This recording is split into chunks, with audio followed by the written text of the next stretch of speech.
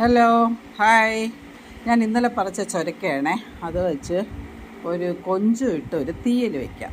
അപ്പം നമ്മൾ ഉള്ളിയും പച്ചമുളകും ഇതുമെല്ലാം കൂടെ അരിഞ്ഞ് കൊഞ്ചും എല്ലാം ക്ലീൻ ചെയ്തു ഒന്ന് കടുക് വറുത്തു ഇതെല്ലാം കൂടെ ഇട്ടൊന്ന് വഴറ്റി അതൊന്ന് ജസ്റ്റ് വഴഞ്ഞു വരുമ്പോഴത്തേക്ക് നമ്മുടെ ചുരക്ക മുറിച്ച് ഇങ്ങനെ ഇട്ട് കൊടുത്ത് അതിനെ ഒന്ന് ഇളക്കിയിട്ട് ഉപ്പും ഇട്ടൊന്ന് ഇളക്കി ഒന്ന് അടച്ച് വയ്ക്കണം. ഒന്ന് അടച്ച് വെച്ച് അതൊന്ന് വഴണ്ട് കഴിഞ്ഞിട്ട് കൊഞ്ചിട്ട് ഒന്ന് ഇളക്കി അടച്ച് വെച്ച് കൊഞ്ചിൻ്റെ അതിൽ നിന്ന് ആ വെള്ളം ഇറങ്ങി വരുമ്പോൾ കൊഞ്ചിടുമ്പോൾ ഞാൻ ഇച്ചിരി കുരുമുളകും മഞ്ഞളും കൂടെ ഇടുവേ.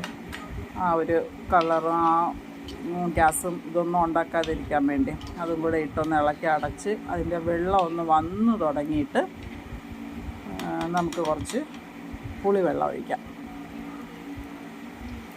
പുളിവെള്ളം ഒഴിച്ച് അതിനെ അങ്ങ് വേവിക്കാൻ അവിടെ വയ്ക്കാം. അതവിടെ ഇരുന്ന് വേവണ സമയം കൊണ്ട് നമുക്ക് എന്ത് ചെയ്യാം, തേങ്ങ വറുത്ത് ഇഞ്ചിയും കൂടെയാണ് ഞാനിപ്പോൾ ഒന്ന് വറുക്കുന്നത്. അത് കഴിഞ്ഞ് മഞ്ഞൾപ്പൊടി, മുളക് പൊടി, മല്ലിപ്പൊടി, കുരുമുളക് പൊടി, ഉലുവാപ്പൊടി ഇതെല്ലാം കൂടെ ഒന്ന് വറുത്ത് അധികം കരിഞ്ഞു പോകാതെ വറുത്ത് ഒന്ന് പൊടിച്ചിട്ട് ഞാൻ വെള്ളം ഉപയോഗിക്കാതെയാണ് ഇതിനെ അരച്ചെടുക്കുന്നത്.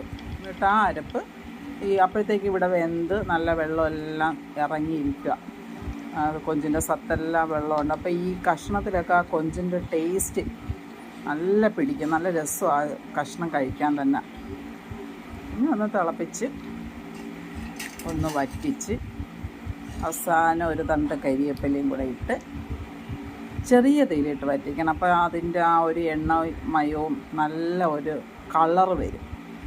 ആ തീയലിൻ്റെ കറക്റ്റ് കളറ് വരും. കണ്ട ഇത് എങ്ങനെയുണ്ട്? എപ്പടി